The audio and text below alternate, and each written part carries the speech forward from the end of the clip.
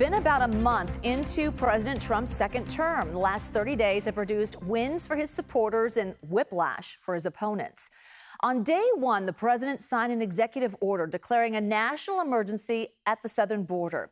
Now, U.S. Customs and Border Patrol says illegal border crossings are at their lowest level in nearly 5 years. President Trump campaigned on cutting waste and put the world's richest man, Elon Musk, at the head of the Department of Government Efficiency, DOGE. It's now in the process of laying off tens of thousands of federal workers. And then on the global stage, members of the Trump administration met this week with Russia without delegates from Ukraine to talk about ending the war there. So with all this going on, what do voters think? In a new Quinnipiac poll, 45% of people said they approve the job of President Trump and what he's doing. The poll also found 40% approve of Republicans in Congress, while only 21% approve of congressional Democrats. So with Democrats on the ropes, one East Bay congressman is looking for ways to fight back. Eric Swalwell was back in town for a town hall, and our Katie Nielsen had some tough questions for him about how the party plans to get back on track.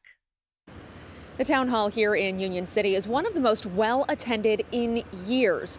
There were 500 seats made available, and all of them were gone within the first hour after the town hall was announced. There are almost another 1,000 people on the waiting list hoping to get in.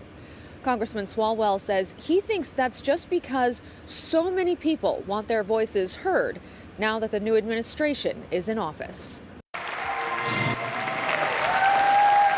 It was a packed house at the Mark Green Sports Center filled with supporters for Congressman Eric Swalwell, who represents the southern portion of Alameda County. I will work to protect you, and we will protect by working together each other.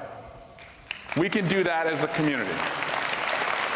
Swalwell has been an outspoken critic specifically of the Trump administration both 4 years ago and now, rising to national prominence with repeated appearances on cable news networks and his involvement in the Trump impeachment hearings. And now he's vowing to bring the fight back to the Capitol. Republicans won the White House. They now have control of Congress, and they have stacked the courts. You don't have a lot of levers of power to pull. So what do you reasonably hope that you can do or preserve? My vote really does matter right now because the Republicans cannot lose a single vote right now. So if they can't keep it all together, and they never have been able to, Democrats have leverage. Elections are all about values, and the American people have spoken very clearly that they are not buying what Democrats are selling.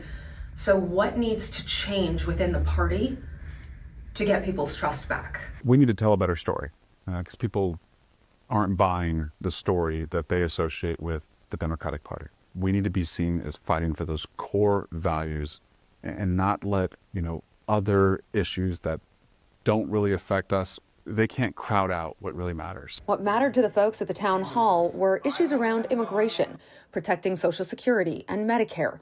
But the biggest topic of discussion, Elon Musk and DOGE. Why is he going to our computer system? And who are the minions that are with him?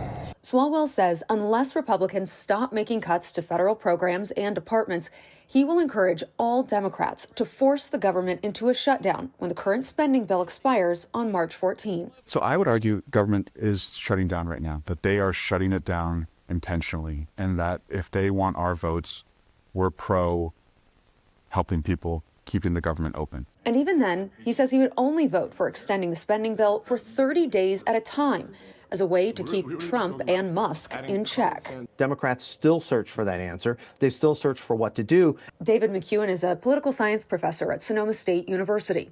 He says threatening a government shutdown is the nuclear option. But Democrats don't have many other options because of their minority position in both houses. In the first 6 months of this year, Democrats are going to be without some moves. It's really later in the year, into the August-September period to the end of September when the federal fiscal year ends, that Democrats want to exercise some leverage. Until then, McEwen says Democrats need to work on reconnecting with voters. Democrats are searching for a message. They're searching for a cohesive kind of standing place where they can push back about the administration, but at the same time present their own alternative view. They don't have those talking points yet, but Democrats lack that message and messenger, and they better find it pretty quickly.